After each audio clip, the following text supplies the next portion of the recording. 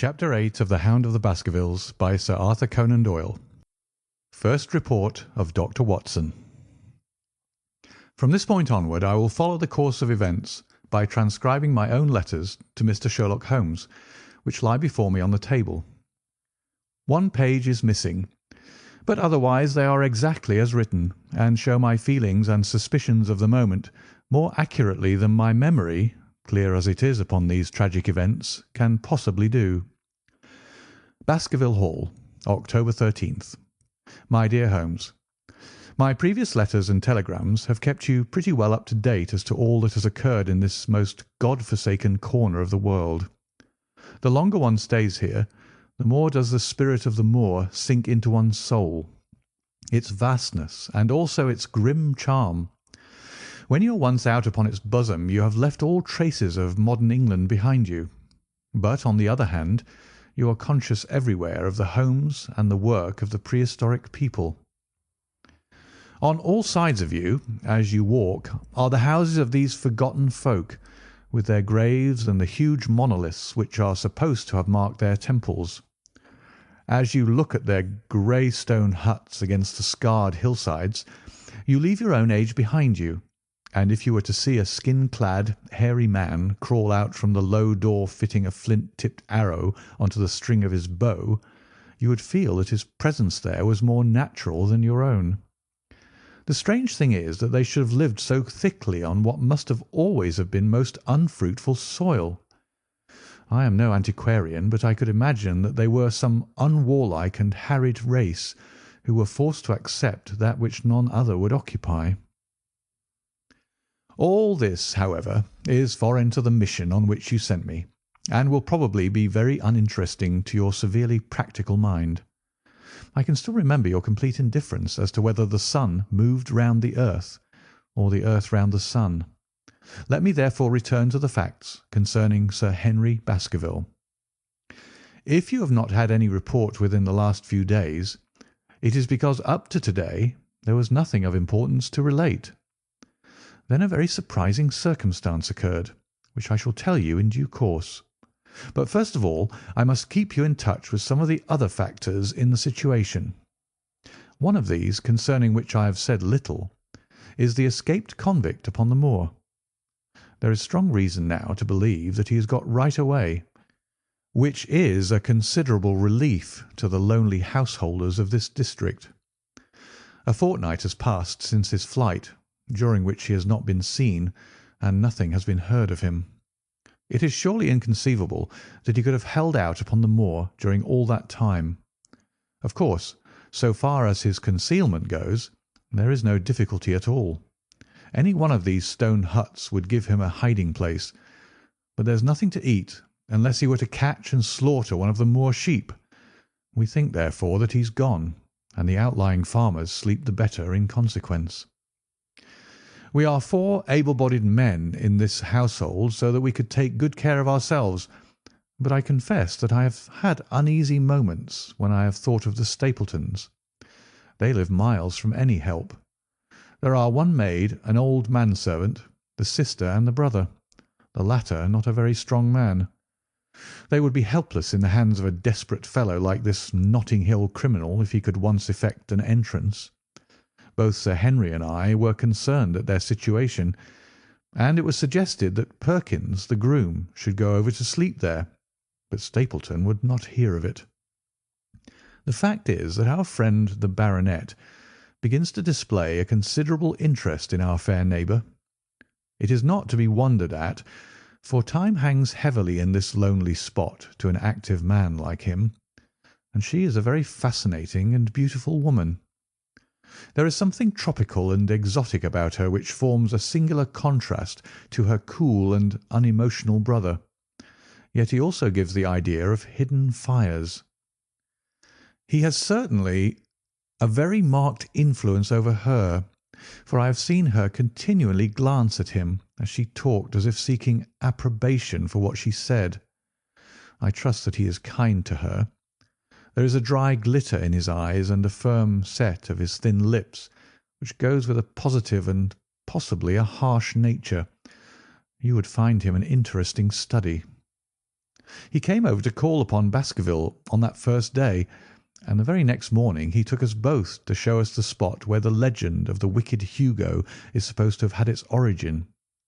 It was an excursion of some miles across the moor to a place which is so dismal that it might have suggested the story. We found a short valley between rugged tors, which led to an open, grassy space flecked over with the white cotton grass. In the middle of it rose two great stones, worn and sharpened at the upper end until they looked like the huge corroding fangs of some monstrous beast. In every way it corresponded with the scene of the old tragedy. Sir Henry was much interested, and asked Stapleton more than once whether he did really believe in the possibility of the interference of the supernatural in the affairs of men. He spoke lightly, but it was evident that he was very much in earnest. Stapleton was guarded in his replies, but it was easy to see that he said less than he might, and that he would not express his whole opinion out of consideration for the feelings of the baronet. He told us of similar cases, where families had suffered from some evil influence, and he left us with the impression that he shared the popular view upon the matter. On our way back we stayed for lunch at Merripit House, and it was there that Sir Henry made the acquaintance of Miss Stapleton. From the first moment that he saw her, he appeared to be strongly attracted by her, and I am much mistaken if the feeling was not mutual. He referred to her again and again on our walk home, and since then hardly a day has passed that we have not seen something of the brother and sister. They dine here to-night, and there is some talk of our going to them next week. One would imagine that such a match would be very welcome to Stapleton, and yet I have more than once caught a look of the strongest disapprobation in his face when Sir Henry has been paying some attention to his sister. He is much attached to her, no doubt, and would lead a lonely life without her, but it would seem the height of selfishness if he were to stand in the way of her making so brilliant a marriage. Yet I am certain that he does not wish their intimacy to ripen into love, and I have several times observed that he has taken pains to prevent them from being tête-à-tête. By the way, your instructions to me never to allow Sir Henry to go out alone will become very much more onerous if a love affair were to be added to our other difficulties. My popularity would soon suffer if I were to carry out your orders to the letter. The other day, Thursday to be more exact, Dr. Mortimer lunched with us. He has been excavating a barrow at Long Down, and has got a prehistoric skull which fills him with great joy. Never was there such a single-minded enthusiast as he. The Stapletons came in afterwards, and the good doctor took us all to the yew alley at Sir Henry's request to show us exactly how everything occurred upon that fatal night. It is a long, dismal walk, the yew alley, between two high walls of clipped hedge, with a narrow band of grass upon either side. At the far end is an old tumble-down summer-house.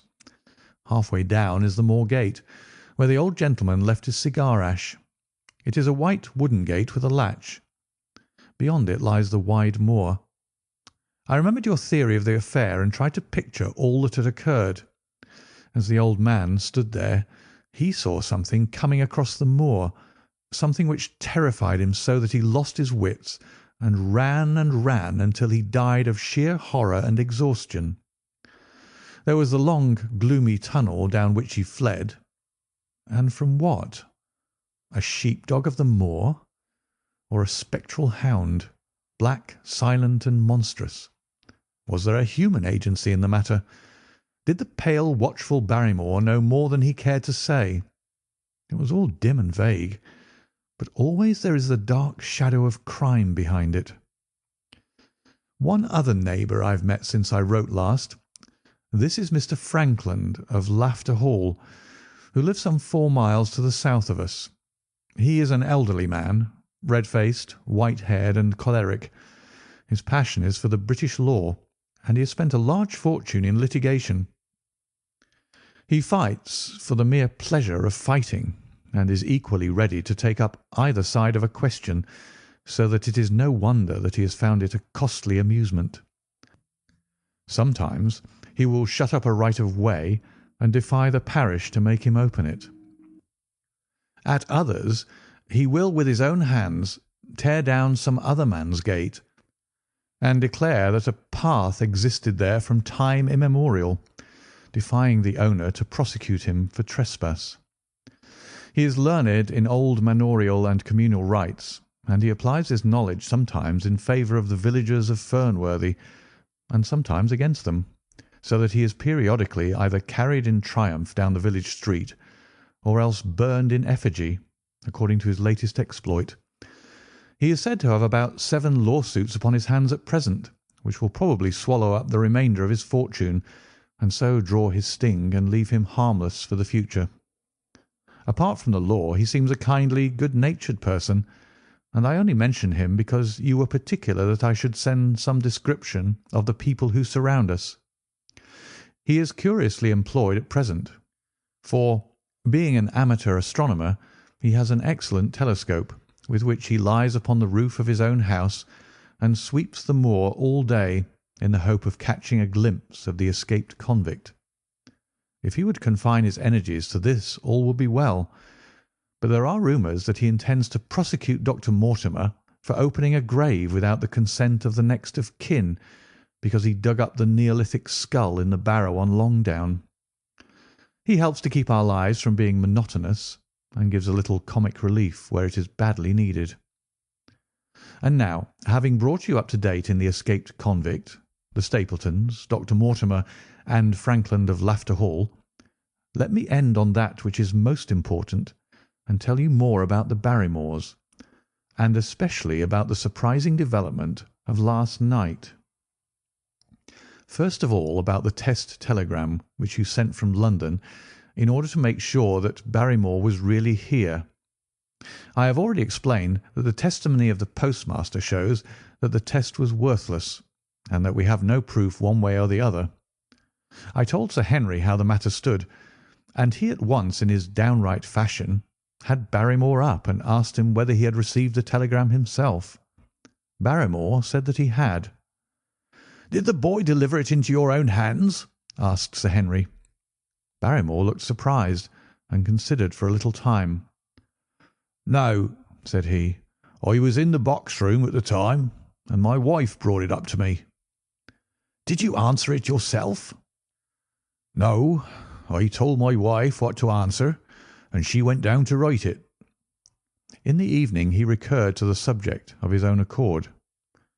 "I could not quite understand the object of your questions this morning, Sir Henry," said he. "I trust that they do not mean that I've done anything to forfeit your confidence." Sir Henry had to assure him that it was not so, and pacify him by giving him a considerable part of his old wardrobe, the London outfit having now all arrived. Mrs. Barrymore is of interest to me. She is a heavy, solid person, very limited, intensely respectable, and inclined to be puritanical. You could hardly conceive a less emotional subject. Yet I have told you how, on the first night here, I heard her sobbing bitterly, and since then I have more than once observed traces of tears upon her face. Some deep sorrow gnaws ever at her heart. Sometimes I wonder if she has a guilty memory which haunts her, and sometimes I suspect Barrymore of being a domestic tyrant. I have always felt that there was something singular and questionable in this man's character, but the adventure of last night brings all my suspicions to a head. And yet it may seem a small matter in itself. You are aware that I am not a very sound sleeper, and since I have been on guard in this house, my slumbers have been lighter than ever. Last night, about 2 in the morning, I was aroused by a stealthy step passing my room. I rose, opened my door, and peeped out. A long black shadow was trailing down the corridor. It was thrown by a man who walked softly down the passage with a candle held in his hand. He was in shirt and trousers, with no covering to his feet. I could merely see the outline, but his height told me that it was Barrymore. He walked very slowly and circumspectly, and there was something indescribably guilty and furtive in his whole appearance. I have told you that the corridor is broken by the balcony which runs round the hall. but that it is resumed upon the farther side. I waited until he had passed out of sight, and then I followed him. When I came round the balcony he had reached the end of the farther corridor, and I could see from the glimmer of light through an open door that he had entered one of the rooms. Now, all these rooms are unfurnished and unoccupied, so that his expedition became more mysterious than ever. The light shone steadily, as if he were standing motionless. I crept down the passage as noiselessly as I could, and peeped round the corner of the door. Barrymore was crouching at the window with the candle held against the glass. His profile was half turned towards me, and his face seemed to be rigid with expectation as he stared out into the blackness of the moor. For some minutes he stood watching intently. Then he gave a deep groan, and with an impatient gesture he put out the light. Instantly I made my way back to my room, and very shortly came the stealthy steps passing once more upon their return journey. Long afterwards, when I had fallen into a light sleep, I heard a key turn somewhere in a lock, but I could not tell whence the sound came. What it all means I cannot guess, but there is some secret business going on in this house of gloom, which sooner or later we shall get to the bottom of. I do not trouble you with my theories, for you asked me to furnish you only with facts. I have had a long talk with Sir Henry this morning, and we have made a plan of campaign founded upon my observations of last night. I will not speak about it just now, but it should make my next report interesting reading. End of chapter 8.